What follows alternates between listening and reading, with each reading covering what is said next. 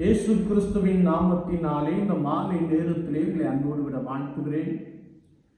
வேதத்தின் வெளிச்சம் என்ற நிகழ்வின் அடிப்படையிலே நீங்கள் அழைக்கப்பட்ட அழைப்பை பாருங்கள் என்ற வசனத்தை நாம் தியானித்துக் கொண்டிருக்கிறோம். குறிப்பாக இந்த நாளிலும் யாத்ராகமத்தின் புஸ்தகம் 35ஆம் அதிகாரம் 4-5 வசனங்களை நாம் வாசிக்கின்ற பொழுது, மோசே இஸ்ரவேல் புத்திரராகிய சபையாரை நோக்கி, உங்களுக்கு உண்டானதிலே கர்த்தருக்கு ஒரு காணிக்கையை கொண்டு வந்து செலுத்துங்கள் என்று சொல்லுகிற ஒரு வார்த்தையை நாம் வாசிக்க முடியும். காணிக்கையை கர்த்தருக்கென்று கொண்டு வந்து செலுத்தும்படியால் ஆண்டவர் நம்மை அழைத்திருக்கிறார். வேத வாக்கியங்களை நாம் வாசிக்கின்ற பொழுது யாத்ராகமத்தின் புஸ்தகம் 34ஆம் அதிகாரம் 20ஆம் வார்த்தையிலே, வெறுங்கையோடே என் சந்நிதியில் ஒருவனும் வரக்கூடாது என்று வார்த்தை சொல்லுகிறார். ஆண்டவர் நமக்கு கொடுத்த ஆசீர்வாதத்திலிருந்து நான் கர்த்தருக்கென்று கொண்டு செல்ல வேண்டும், காணிக்கை கொடுக்க வேண்டும் என்பதை குறித்து வேத வாக்கியங்கள் மிக தெளிவாக கற்றுக் கொடுக்கிறது. நாம் இந்த 35ஆம் அதிகாரத்தை வாசிக்கின்ற பொழுது, மனம் உள்ளவன் எவனோ அவன் காணிக்கையை கொண்டு வரவும். ஒருவேளை இதே அதிகாரத்திலே மனோபூர்வமுள்ள ஸ்திரீ புருஷர் யாவரும் அஸ்தகடங்கள், காதணிகள், மோதிரங்கள், ஆரங்கள் முதலான சகல பொன் ஆபரணங்களை கொண்டு வந்தார்கள். இந்த இஸ்ரவேல் ஜனங்கள் கர்த்தருக்கென்று கொண்டு வந்த காணிக்கை என்னவென்றால் பொன் காணிக்கைகளை கொண்டு வந்தார்கள். அதிலும் அவர்கள் ஒருவேளை பயன்படுத்துவதற்கென்று வைத்திருந்த ஆபரணங்களை கொண்டு வந்தார்கள் என்று வசனம் மிக தெளிவாக கற்றுக் கொடுக்கிறது. அது மாத்திரமல்ல, கர்த்தருக்கு காணிக்கையை மனப்பூர்வமாய் கொண்டு வந்தார்கள்.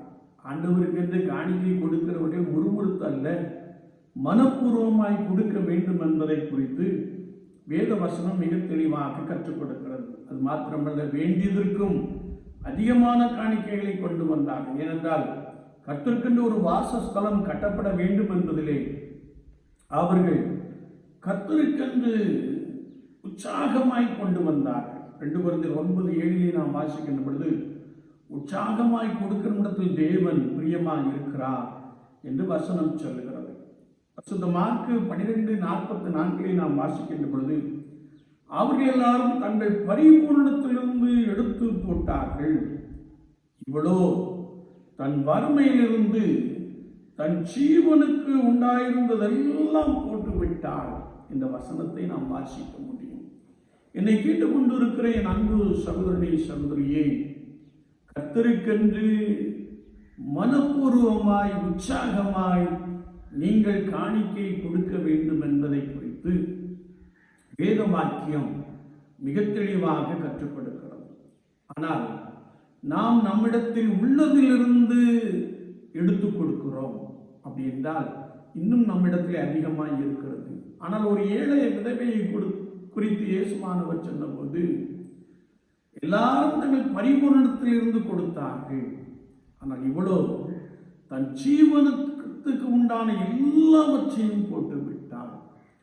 இது நாம் கர்த்தருடைய வேதத்திலே வாசிக்க முடியும். ஒருவேளை நாளை தினத்தை குறித்து அவள் கவலைப்படவில்லை, தன்னிடத்தில் உள்ள எல்லாவற்றையும் கர்த்தருக்கென்று கொடுத்து விட்டார். விசுவாச வாழ்க்கையிலே நாம் கர்த்தருக்கென்று எவ்வாறு கொடுக்கிறோம், கர்த்தருடைய ஆலயத்திற்கென்று நாம் எப்படி கொடுக்கிறோம்?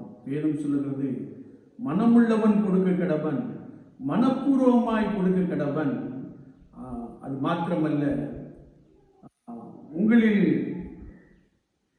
இயன்ற மட்டும் நீங்கள் கர்த்தருக்கென்று கொடுங்கள் என்ற வசனங்களை நாம் வாசிக்க முடியும். விசுவாச வாழ்க்கையிலே கர்த்தருடைய ஆராதனைக்கு செல்லுகின்ற பொழுது நான் எவ்வண்ணமாய் சொல்லுகிறேன், கர்த்தருடைய ஆலயத்திற்கென்று நாம் இவ்வாறு உற்சாகமாய் கொடுத்து கொண்டிருக்கிறோம். சற்று நம்மை நாமே நிதானித்து ஆராய்ந்து பார்ப்போம். ஆண்டவர் உங்களை ஆசீர்வதிக்கும்படியாக அவர் நீங்கள் வெறுங்கையோடே கர்த்தருடைய சந்நிதியில் வராதபடிக்கு உங்களால் எந்த காணிக்கையை கொண்டு வர வேண்டும், மனப்பூர்வமாய் கொண்டு வர வேண்டும் என்று ஆண்டவர் விரும்புகிறார். அப்படி நாம் கர்த்தருக்கென்று மனப்பூர்வமாய் கொடுக்கின்ற பொழுது ஆலயத்தின் நன்மையினாலும் ஆலயத்தின் சம்பூரணத்தினாலும் கர்த்தர் உங்களையும் உங்கள் குடும்பத்தையும் நிரப்ப போதுமானவராக இருக்கிறார். ஆமென். ஆமென்.